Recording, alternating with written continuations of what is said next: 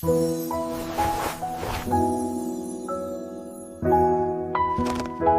question of state censorship rarely presents itself in simple black-and-white terms. Rather than asking whether censorship should exist at all, most meaningful debates focus on a more nuanced question: when and under what circumstances is it justified for the state to intervene in free expression? The answer varies considerably depending on context. Censoring pornography raises entirely different considerations from banning a racist political party.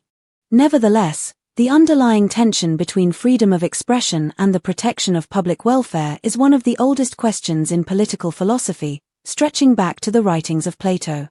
Freedom of speech has its limits. Freedom of speech has never been truly absolute. Most societies already accept that certain forms of expression, such as incitement to racial hatred, can be restricted when they cause measurable harm. This demonstrates that censorship is not inherently wrong in principle. The real debate is about where to draw the line. Harmful content can lead to harmful behavior.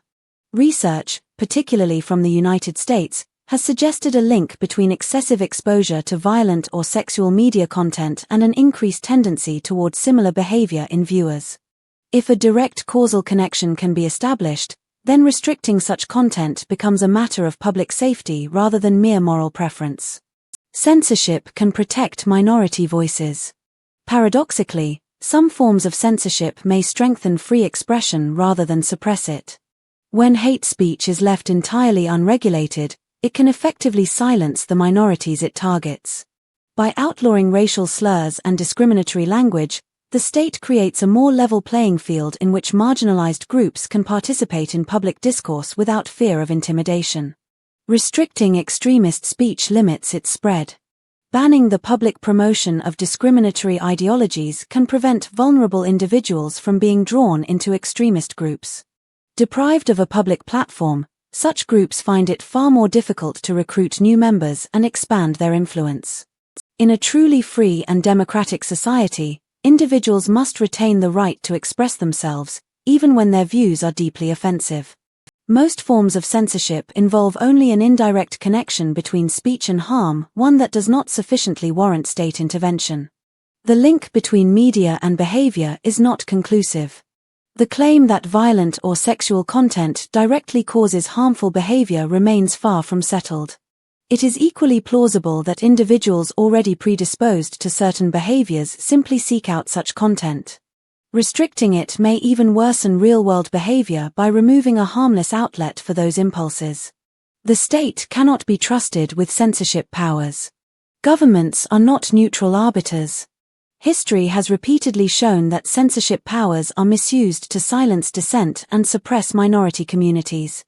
Granting the state authority over expression risks enabling the very abuses it is meant to prevent. Censorship entrenches rather than eliminates extremism. Pushing radical groups underground makes them harder to reach and more resistant to rational debate. Engaging openly with fringe views and challenging them publicly is often a far more effective strategy than outright prohibition. The debate over state censorship reflects a deeper tension between the freedom to speak and the right to be protected from harm.